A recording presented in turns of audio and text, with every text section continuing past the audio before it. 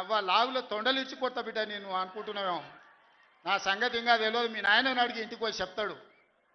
ఏమో అమెరికాలో బాత్రూమ్లు అడిగినట్టు అనుకుంటున్నావు నాతో మాట్లాడు అంటే, నేనేదో మార్చుకుంటుండే పోనీ అవల పోరోడి గాలికి తిరిగేటోడి గాలికి అంతో నాకెందుకని మాట్లాడుతున్నా. ఆయన కొడుకు చెప్తున్నాడు, మైకు ముందలకు వస్తలేడు ఆయన దాచుకున్నాడు అని. నీ అవ్వ నీ ముఖం ఎప్పుడైనా చూసుకున్నావులా అద్దంలా? పేడమూతి బోడిలింగం, నువ్వు కూడా నా గురించి మాట్లాడతావా? నీవెంత, నీ స్థాయి ఎంత? అయ్య పేరు చెప్పి బతికేటోనివి నువ్వు. ఆంధ్రలో గుంటూరులో గుడివారిలో చదువుకున్న నువ్వు, నీకేం తెలుసు తెలంగాణ గురించి, మా పౌరుషం గురించి? నువ్వు కాదు, మొత్తం నీ జాతినంతా తెచ్చుకో. ఎట్లా తెచ్చుకుంటావు, ఏడికి రావాలనో చెప్పు. మా ఊరు అన్నారా, మేమన్నా మీ ఊరికి వస్తాం. ఎవడు భయపడుతుండో సంగతి తేలుస్తా.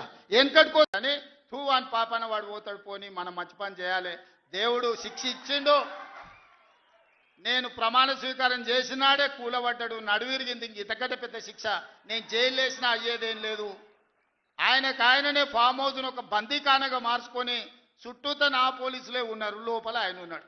చెర్లపల్లికి పంపించినా చెంచల్గూడకు పంపించినా గదే అవుతుంది కదా. ఇక తిండి బరువు నాకు ఎక్కువ అవుతుంది. అదొకటి. లోపల చెర్లపల్లి చెంచల్గూడ పెడితే ఆయన తిండే తినికి మళ్ళీ ఆయన ఏదైనా కావాలంటే అదిగిన చేస్తే సర్కార్కి ఎక్కువ ఖర్చు అవుతుంది. తిండి ఆయన సంపాదించేది ఇన్నా ఫామ్ హౌస్లే ఒక బందీఖానగా పెట్టుకొని చుట్టూతో మన పోలీసులే పహారా కాస్తున్నారు. ఇక ఆయన చేసిన పాపాలకు ఆయననే పోతాడని ఊరుకున్నా. నేను ప్రమాణ స్వీకారం చేయడానికి పోయిన రోజే మంచం మీద నుంచి బోర్ల పడి మక్కెలు ఇరిగి మూలకు పడ్డాడు. ఇక ఆయన నిన్నొచ్చి పెద్ద మనిషిలాగా మంచి చెప్తాడేమో అనుకున్నా. తోలు తీస్తా అని అన్నాడు. తోలు తీస్తాడంటేనే ఇక నేను చెప్పదలుచుకున్నా, అయ్యేగా నా సంగతి వదులు కానీ మా సర్పంచులు వచ్చిండ్రు, రా ఏ తోలు తీస్తావురా? నీ తోలు తీసుడు కాదు, నిన్ను చీరి చింత కట్టి చింతమడకల ఏలాడేసి కొడతారో లేదో మా సర్పంచులు, రా కొడంగల్కి వస్తావా లేకపోతే మమ్మల్ని చింతమడకకు రమ్మంటావా? మా సర్పంచులను దోల్తా. సోయి లేని మాటలు, స్థాయి లేని విమర్శలు. ఒక్కటన్నా అక్కడికి వచ్చే మాట మాట్లాడేండా? కానీ వాళ్ళు ఏం మాట్లాడతాడు? ముఖ్యమంత్రి నీవు గల్లీ స్థాయి నాయకుడు అనేది మళ్ళీ ఒకసారి రుజువు చేసుకున్నావు. నిజమే, మాకు రాదా భాష? వాడెంత గొట్టంగాడు, కేసీఆర్ కాలికి గోటి సరిపోడు అనొచ్చు మేము కూడా. మేము అనడం లేదు.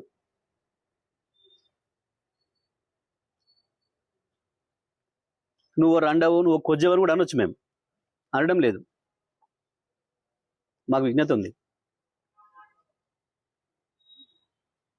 నీకు కేవలం అది ఒక్క భాష వచ్చు కావచ్చు, మాకు అన్ని భాషలు వచ్చు, అన్ని పద్ధతుల్లో మాట్లాడవచ్చు.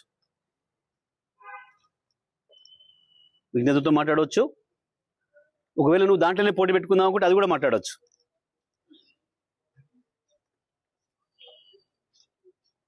ఎందుకు వస్తుంది? రండలు మాట్లాడే భాష అది.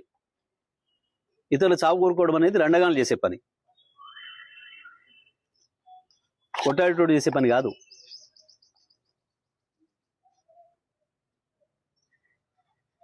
ఒకటి దంతుంటే ఇంకోడు కింద పడి బొర్రెటోడు మాట్లాడే మాటలు అవి, శాపనార్థాలు పెట్టే మాటలు.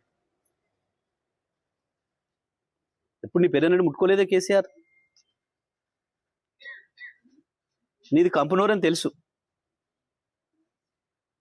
నీది మురికాలో కంటే అధ్వానమైన నూరని సంగతి కూడా తెలుసు. నువ్వు కేసీఆర్ స్థాయి కాదు, ఆ విషయం మొదలు గుర్తుపెట్టుకోను. ఏదో తంతే పడబడ్డాడన్న సామెతతోని అది నిజమైన పద్ధతుల్లో వచ్చి కాసేపటికి ఆ పదవిలో పడి ఉండొచ్చు నువ్వు, కానీ నీది ఆ స్థాయి కాదని మరోసారి నిరూపించుకున్నావు.